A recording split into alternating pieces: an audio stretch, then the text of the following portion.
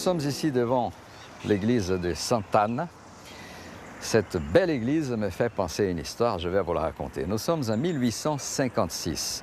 L'abbé Cornet, qui est le curé de l'église, qui fait partie de la paroisse des Saint-Benoît, puisque la paroisse des Sainte-Anne ne sera créée que l'année d'après, 1857, il officie dans une modeste chapelle en bois qui était nettement insuffisante.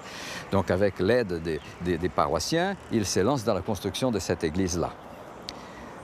Mais c'est à partir de 1922 que l'église de Sainte-Anne va acquérir cette façade magnifique des styles rococo. C'est le père Georges d'Aubem-Berger qui en est celui qui lui a donné cet aspect. Le père d'Aubem, comme on l'appelait affectueusement, avait officié en Afrique durant plusieurs années avant de venir à La Réunion, dans la région de Lambaréné, qui a été rendue célèbre par le docteur David Livingstone.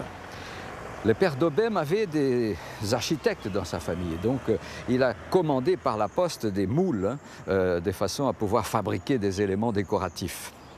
Alors il a dressé là dans la devanture un échafaudage et avec l'aide des enfants du catéchisme, il a commencé à fixer tous ces éléments, ces rosaces, tous ces éléments qu'on peut voir là, lui donnant cet aspect fantastique. À l'intérieur de l'église aussi, il a construit une annexe qui est la chapelle des Sainte Thérèse, parce que le père d'Aubem, il était dévot de Sainte Thérèse.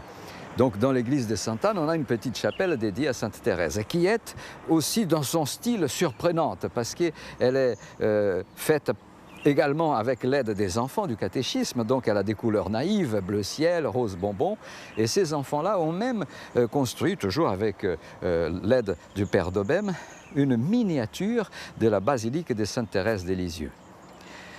L'église de Sainte-Anne est surprenante parce que lorsqu'on pénètre, à l'intérieur, elle est tout à fait dépouillée. Elle reste dans l'Est un des hauts lieux touristiques de l'île de la Réunion.